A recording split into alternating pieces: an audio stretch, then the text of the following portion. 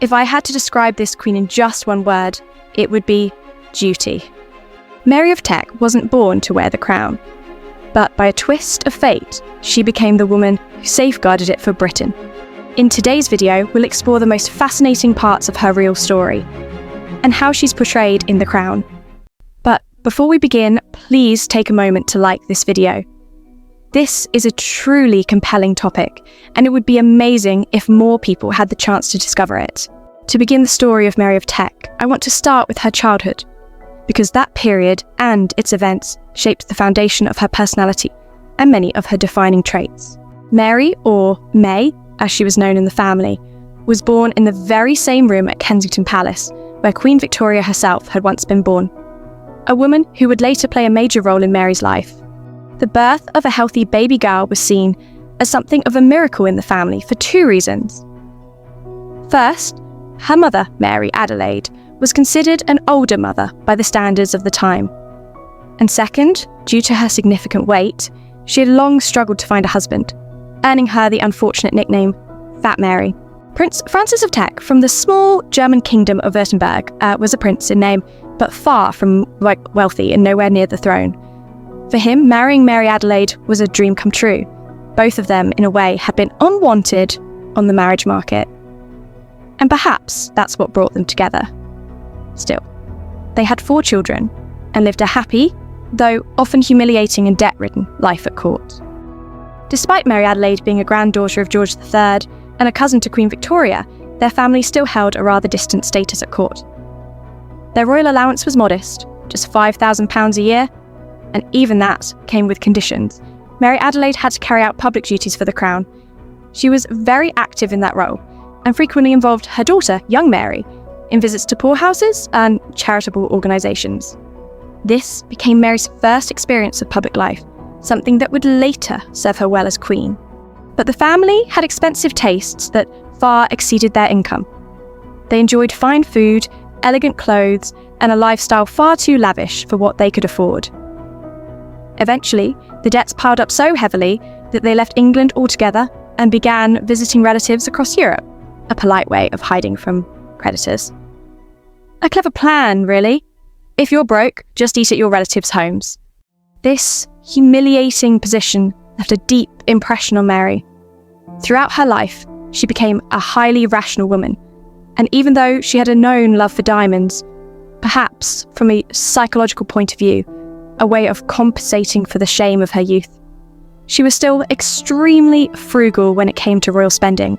During World War I, she imposed a strict austerity regime at court. I even came across reports that she personally kept records of household spending and procurement. That's how her childhood shaped this particular side of her personality. You may have also heard rumours that she was accused of kleptomania, that during royal visits, small trinkets she liked would mysteriously go missing from aristocratic homes. Of course, no one ever caught her in the act, but perhaps that too was a lingering echo of her early experiences with scarcity and social insecurity. So, when their daughter was chosen by Queen Victoria as a potential bride for the heir to the throne, Prince Albert Victor, her parents were overjoyed. It felt like the dawn of a new life was breaking on the horizon. Victoria didn't notice Mary of Teck by chance. She admired her calm temperament and strong sense of duty. But originally, the Queen had someone else in mind for the future Queen of England and wife to the heir. And here we turn to The Crown and how this story is portrayed in the series. Do you remember the episode about Mary of Teck, where she decides not to send a ship to rescue the Romanov family in Russia, and they are executed, abandoned by their English relatives? In the series, Penny Natchbull claims that Mary had long envied the beauty of the Russian Empress Alexandra, and that this jealousy kept her from helping a former rival. That Alexandra, or Alex, was actually Queen Victoria's favourite granddaughter, and the one she originally wanted as a bride for the heir.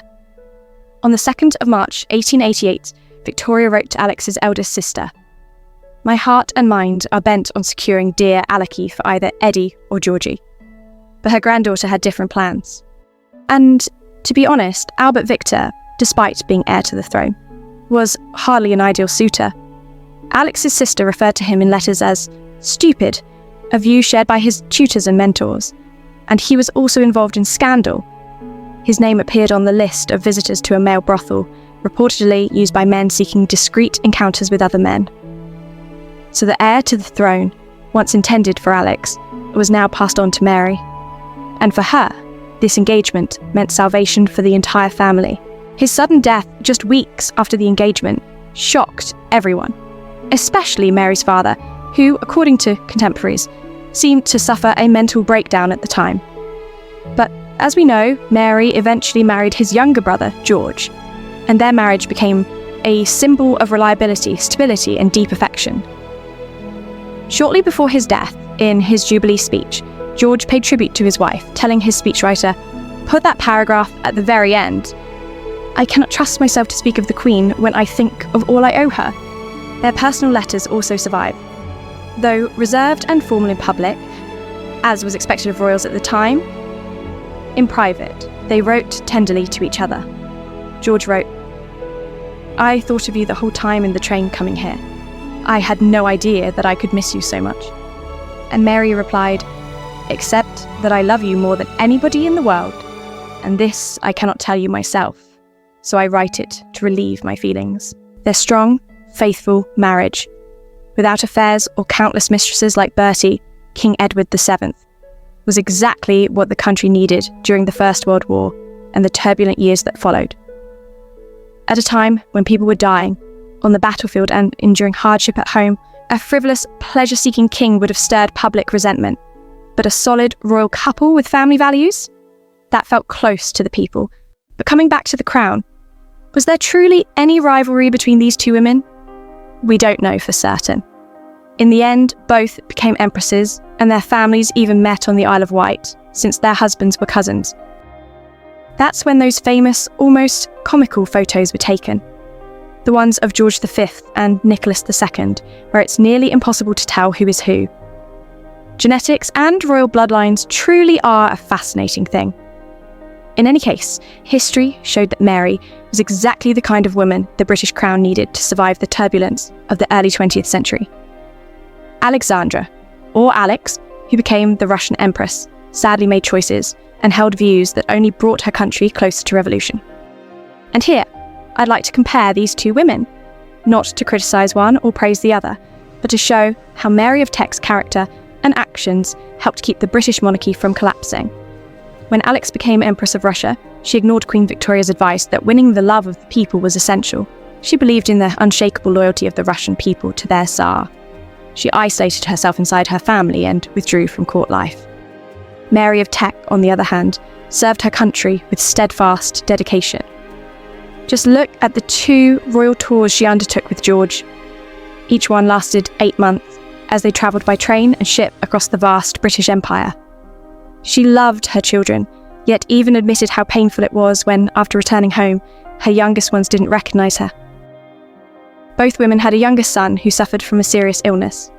Alexei, the son and heir of the Romanovs, had haemophilia, a genetic condition that had spread through many European royal families due to Queen Victoria's lineage. Mary's youngest son, John, had epilepsy, and in both cases, the health of the heir affected the public perception of the monarchy. In her desperation to protect Alexei, Alex turned to Grigory Rasputin, a fraud claiming to be a holy man. His influence over the imperial family became so great that rumours began to spread, even suggesting the empress was having an affair with him. Of course, that was likely revolutionary propaganda, but the connection to Rasputin was the final nail in the coffin for the Russian monarchy. Mary of Teck, in contrast, was accused of hiding her son away from the world out of shame. But, in reality, he was included in family life as much as possible, until he passed away at the age of 11. So, did Mary of Teck actually make the decision not to save the Russian imperial family, as shown in The Crown? Officially, the decision rested with the government and with King George V. There is no evidence that Mary herself had the final say, but it's likely that she and her husband made the choice together. The government, in fact, tried to persuade George to change his mind, but he remained firm. Why didn't they save the Romanovs? First, revolutionary sentiment was already strong in Britain. Ireland was in the midst of civil war, which would soon lead to its departure from the Commonwealth. Even the British throne felt unstable. Helping foreign royals seemed dangerously risky. Second, Alex was German, and World War I had only just ended. Anti-German sentiment was incredibly strong. Yes, Mary of Teck also came from a German house through her father, but she had grown up in Britain and deeply understood the people and their concerns. Alex, in contrast, with her cold demeanour and emotional distance, seen as distant and unsympathetic by the Russian court and public alike. Bringing the Romanovs to England would have been a political time bomb. It's no coincidence that during this same period, the British royal family changed its name from the German-sounding Saxe-Coburg and Gotha to the now familiar Windsor, a clear attempt to distance themselves from German roots. As you can see, George and Mary were doing everything they could to hold on to the throne themselves.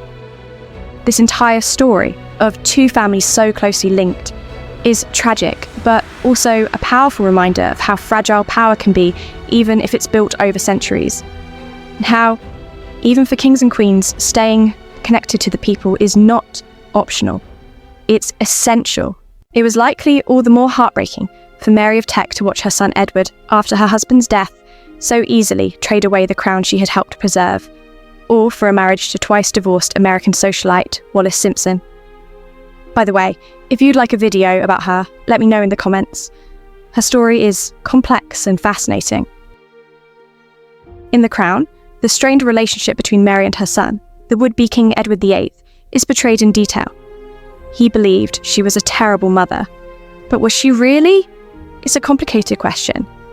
Parenting in the Victorian era, which shaped Mary's worldview, was based on the belief that children should be seen and not heard. It's clear she had some emotional connection to her 6 children. Her distress during long separations suggests that, but she likely didn't express those feelings in the way we would expect from a modern parent. For example, she saw her eldest son only twice a day during infancy, and his first nanny was reportedly so cruel that she would pinch the children to make them cry in front of their parents, just to gain sympathy. As I mentioned earlier, royal tours across the empire meant Mary and her children spent long periods apart. Still, Edward held some tender memories of her, especially her private sitting room, which he described as a warm and comforting place. In the evenings, after George had retired to his study, Mary would sometimes play the piano for her children or invite them into her dressing room to read aloud, often from histories of the royal family. But when George was present, she always took his side, and her demeanour became colder and more formal. Edward's father, King George V, was a firm believer in discipline. In his memoirs, Edward recalled that his father only hugged him once in his entire life. George admitted he didn't know what to do with young children, preferring to engage only once they became older. Physical punishment was not uncommon, and at the time, not considered unusual. Edward later wrote, "No words that I was ever to hear could be so disconcerting to the spirit as the summons, usually delivered by the footman, that His Royal Highness wishes to see you in the library." This strict and distant atmosphere also seemed to affect Edward's younger brother, Albert, whom we know as King George VI, the father of Queen Elizabeth II. From childhood, Albert suffered from a stammer and was a shy, withdrawn boy. When King George V died and Edward became king, the emotional distance between mother and son was already vast. His abdication only deepened that rift. It effectively ended their relationship, though they continued to exchange formal letters. But that same crisis brought Mary closer to her second son Albert, the one who unexpectedly took on the crown of Britain. He was unprepared, and his health was fragile, which deeply worried his mother. In the end, her fears were justified. Mary would outlive him. But perhaps Mary of Teck's greatest heir wasn't one of her children. It was her granddaughter, Queen Elizabeth II. Elizabeth inherited from her grandmother the belief that duty to one's country must come above all else. Just as Mary of Teck devoted her entire life to the crown, so did Elizabeth. What do you think of Mary of Teck? Her character, her life, and her impact on the British monarchy? Share your thoughts about this remarkable woman in the comments. And if you had to describe her in just one word, what would it be?